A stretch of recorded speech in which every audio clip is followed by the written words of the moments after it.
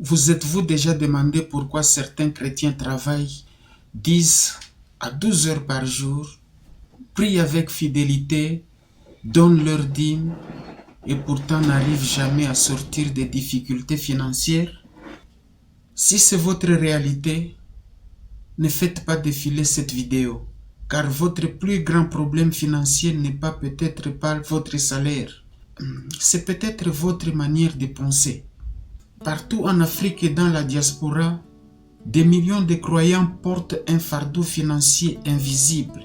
Peut-être soutenez-vous vos parents restés au pays tout en payant un loyer en France, en Belgique, au Royaume-Uni ou au Canada.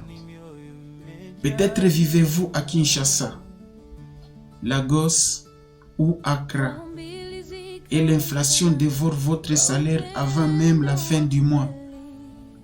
Ou peut-être envoyez-vous chaque mois 300 € à votre famille tout en peinant à construire votre propre avenir. Ce n'est pas une petite épreuve. Et le plus douloureux, ma foi est-elle insuffisante? Dieu veut-il vraiment mon bien?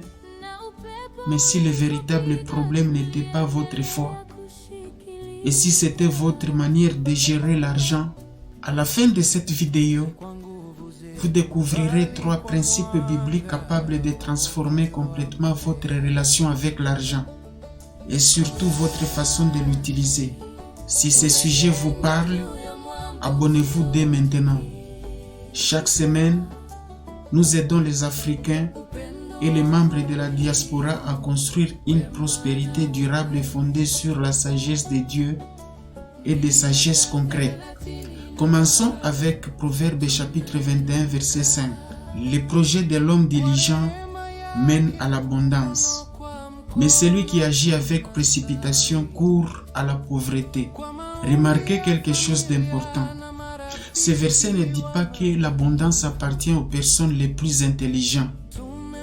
Il ne dit pas non plus qu'elle appartient à ceux qui gagnent le plus d'argent. Il ne dit même pas qu'elle appartient à ceux qui prient le plus longtemps.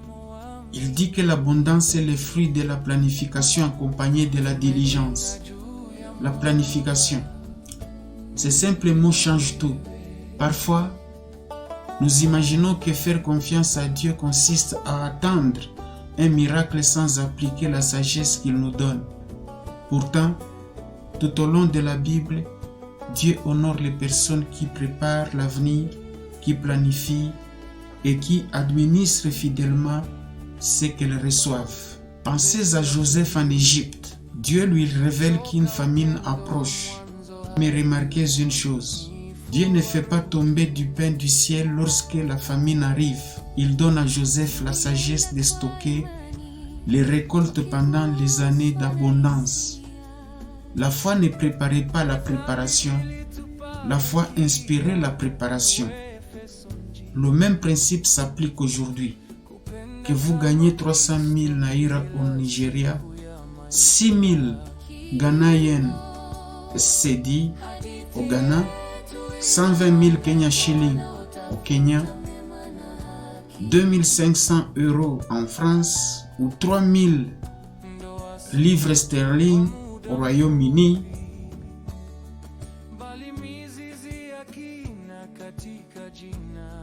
Que faites-vous de cet argent une fois qu'il est entre vos mains?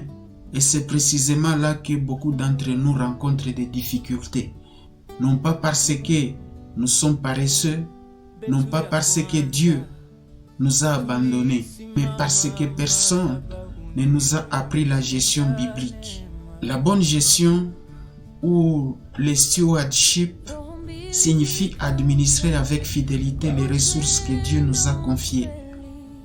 Notre salaire, nos compétences, nos opportunités, rien ne nous appartient véritablement. Nous sommes appelés à les gérer avec sagesse et non pas avec peur. Mais attendez une seconde, si cette gestion est importante, pourquoi tant de chrétiens travailleurs vivent-ils encore dans le stress financier? Découvrons ensemble la première raison. Travailler dur ne signifie pas construire la richesse. Beaucoup de chrétiens africains ont grandi avec une seule idée: travaille plus dur. Et le travail est une valeur noble. La Bible célèbre la diligence.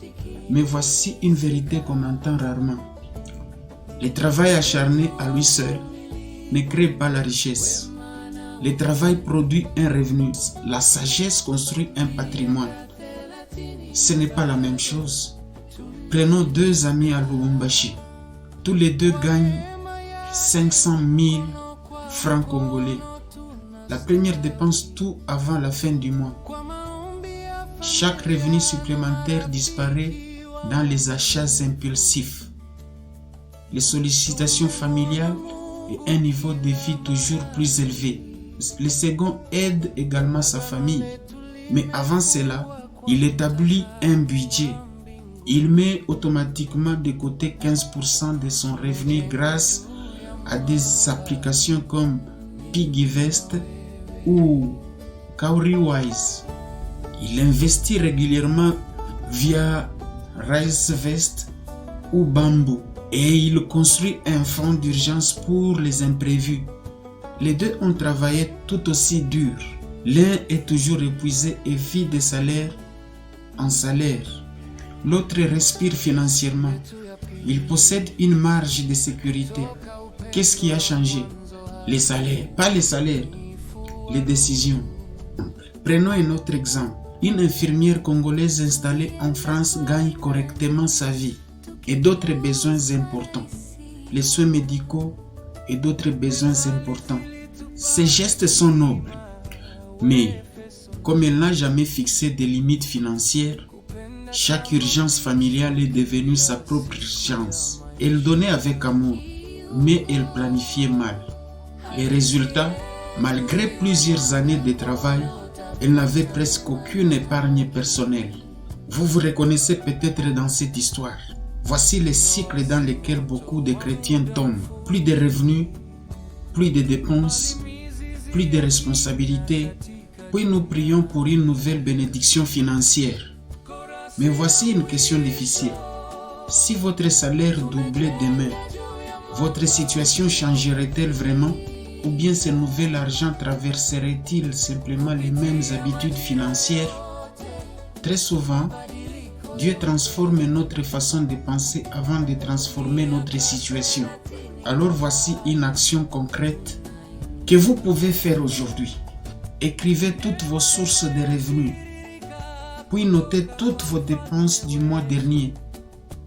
Pas pour vous condamner, pas pour vous culpabiliser, simplement pour regarder la réalité en face. Car ce que l'on mesure peut être géré, et ce qui est bien géré finit par grandir.